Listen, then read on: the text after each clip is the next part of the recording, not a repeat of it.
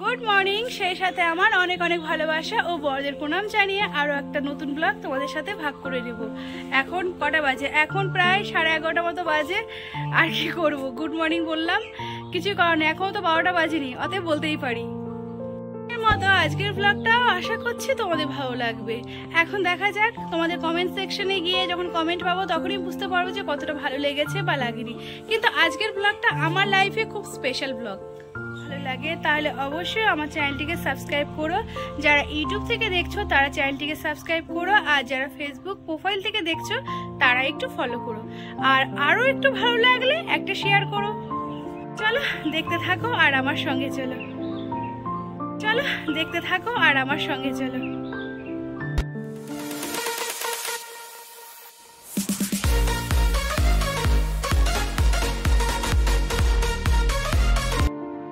এই তো আমার সোনাই পুরো রেডি।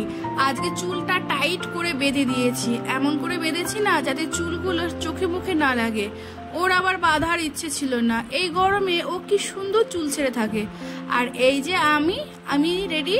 ও বাবা, আবার আমাকে বলো না আমি চুল ছেড়ে আছি। আর আমি তো বড়, আমি চুল ছেড়ে সহ্য করতে পারবো, কোনো সমস্যা নেই। আর এই দেখো, এই দুটো গেঞ্জি, এই একটা দেখালাম আর একটা দাঁড়াও দেখাচ্ছি, আর এই দুটো গেঞ্জি নিয়েছি। ওই যে বললাম না যাবো হচ্ছে কাকিমার আজকে শ্রাদ্ধ, মানে শ্রাদ্ধ হয়ে গেছে, খাওয়া দাওয়া আছে, ওখানে যাচ্ছি। এই কিছুদিন আগেই বলেছি না একটা কাকিমা মারা গেছে, সেই কাকিমার শ্রাদ্ধতেই যাচ্ছি। মাও রেডি হয়ে গেছে, মা এখন বেরিয়েছে, শুধু ভাই এখনো রেডি হয়নি, ওর জন্যই অপেক্ষা করছি। আর বাবা তো আগে থেকে রেডি হয়ে এই যে বাইক নিয়ে কখন থেকে হন। আমাদের দাদারও আসার কথা ছিল, কিন্তু ওই যে ডিউটি পড়ে গেল, আর কি করে আসবে। তাছাড়া এই দিনটা অবশ্যই ডিউটি ছাড়তো, কিন্তু ওই মানে শিয়ালদা থেকে না পলাশী পর্যন্ত আসা রোদে গরমে খুবই কষ্ট, এই কারণে ওর আসলো না। এখন আমরা রেডি, এখন ভাই বেরোলেই হয়ে যাবে। আর এই তো ভাইও চলে এসেছে, এবার তালা ঠাল্লা দেওয়াও হয়ে গেছে, এবার বেরিয়ে পড়বো। আর দেখেছো কি রোদ গরম বাইরে, অনেকটাই যেতে হবে গো। ওই পলাশির ওই দিকে কোথায় যেন বাড়িটা, হ্যাঁ শ্যামনগর। বেরোনোর আগেই আবার দেখা হলো এই তো রুষা আর রুষার মার সাথে। ওরা আমাদের ভাড়াটিয়া, আমাদের পেছনে ঘরে এখন বর্তমানে ওরা আছে। এই রুষাই কিন্তু আমার মেয়ের বর্তমান বান্ধবী। যাই হোক, এখন গাড়িতে উঠে গেছি, এবার তো গাড়ি চলতে শুরু করবে। আর আগে ওদের রেখেই বেরিয়ে গেছি, ওই যে আমাদের না পেট্রোল পাম্পে তেল নিতে হতো, এই কারণে আমরা আগে বেরিয়েছি আর বাবা মা পেছনে। আর আমার বাবা তো বলছে বাপরে বাপ, তোদের মা মেয়ে দুজনকে পুরো মাওবাদী লাগছে রে। আমি তো কি বলবো বলো তো, রোদের হাত থেকে কি করে বাঁচবো, তবু তো বাঁচতে পারছি না, তাও কি কষ্ট যে হচ্ছে না, তবু একটু ঢেকে নিয়েছি বলে বাঁচা। আরে এই দেখো মা বাবা পাস করে বেরিয়ে গেল। কিন্তু নাজিরপুরে না শিবরের থেকে অনেকটাই ঠান্ডা। প্রথমে তো খুব ভয় পাচ্ছিলাম আসার সময়, কিন্তু এখন বুঝতে পারলাম এখানেই বেশি ঠান্ডা। রাতেও কষ্ট পাচ্ছি না গো, সুন্দর ঘুমাচ্ছি। আর এই যে যেতে যেতে কিছুক্ষণ এগিয়ে গিয়ে দেখলাম তৃণমূলের মিছিল বেরিয়েছে। আর আমাদের এখানে আজ শুনেছি মমতা ব্যানার্জি আসবে, তাই এই যে মিছিলে প্রত্যেকে বেরিয়েছে। এখন আমরা বেতায় পার করে ফেলেছি, ওই পলাশী রোডটা ধরে এগিয়ে যাচ্ছে। এখন অবশ্য সাইড দিয়ে দাঁড়িয়ে আছি, কেননা এত ভিড় ভাড়টা যদি কখনো ধাক্কা লেগে যায়, তারপর আবার পুলিশ আছে, ভয় তো আছেই। আর এই দেখো বলতে বলতে পৌঁছে গেছি। পৌঁছে এবার একটু বাবা মার জন্য অপেক্ষা করছে, এখনো বাড়িতে ঢুকি। আর এখন যে জায়গাটায় দাঁড়িয়ে আছি এটা হচ্ছে শ্যামনগর বাজার, ওই বাজারের সাইডেই বাড়ি অবশ্য। ওই দেখো এখন বাবা মা আসলো, এবার একসাথে ঢুকবো। আর এখন প্রায় 1:10-15 মতো বাজে। আর এখন যে কাকিমা বাড়িতে এসেছি ওটা আমাদের অনেক পুরনো ভাড়াটি এবং কাকিমা। আর এই যে দেখছো হলুদ গেঞ্জি পরা এই ভাইটাকে আমি ওকে মানে 6 বছর বয়সে দেখেছি, আর এখন দেখো কত বড় হয়ে গেছে। ওরই মা মারা গেছে, ওর নাম সৌরভ। ও ভীষণ পড়াশোনায় ভালো, ও কলকাতা বেলঘরিয়ায় থাকে। আর এই যে দেখছো এটা হচ্ছে আমার কাকিমা, অসময়ে চলে গেছে আমাদের ছেড়ে। উনি কি করে মারা গেল সেটা এবার তোমাদের বলছি।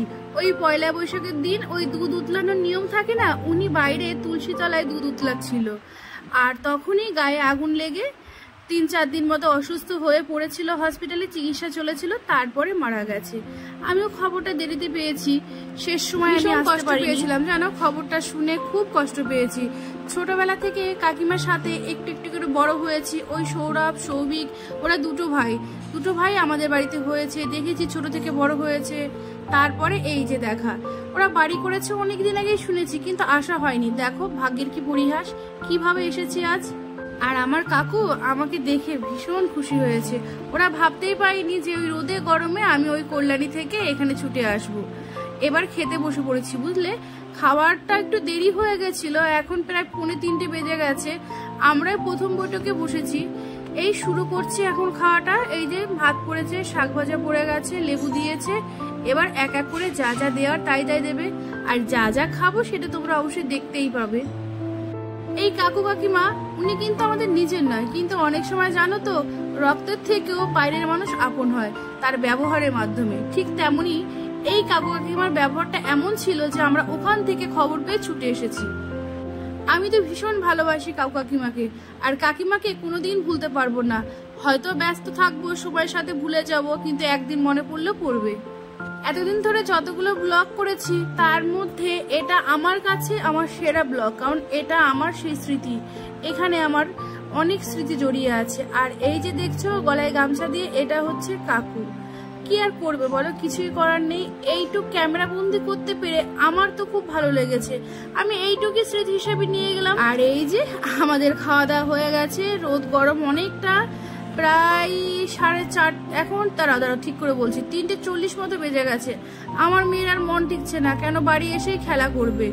একদম রেডি হয়ে হজমোলাগুলো নিয়ে দাঁড়িয়ে আছে, আর শুধু দিদুন কখন আসবে। এখন আমরা দুজনেই বাইরে দাঁড়িয়ে আছি, দুজনে না সরি 3 জন, ভাইও আছে। আমিও পুরো রেডি হয়ে গেছি, পুরো মাওবাদী হয়ে গেছি, যদি একটু বাঁচতে পারি।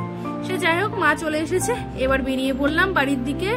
রোদ গরম বেশ, এখন তো আরো বেশি, কিন্তু যেতে খুব একটা বেশি সময় লাগবে না। তখন তো আসলাম ধরো 45 মিনিটে, এখন রাস্তা ফাঁকা, হয়তো আর 40 মিনিটেই পৌঁছে যাব।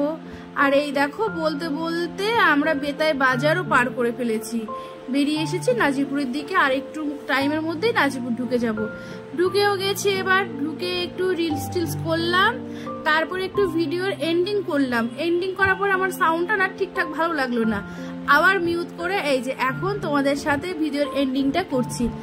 আচ্ছা যাই হোক, অনেক গল্প করলাম, অনেকটাই সময় কাটলাম। আর আজকের ব্লগটা আমার খুব কষ্টের ব্লগ গো। এখন তাহলে এইটুকুই থাক, আবার দেখা হবে নতুন ব্লগে। আশা করছি তোমরা সকলে ভালো থেকো, মানে সুস্থ থাকো, আর সাবধানে চলাফেরা করো, যেন কারোর সাথে কখনো এইরকম দুর্ঘটনা না হয়। ভালো থেকো, সুস্থ থেকো, টাটা।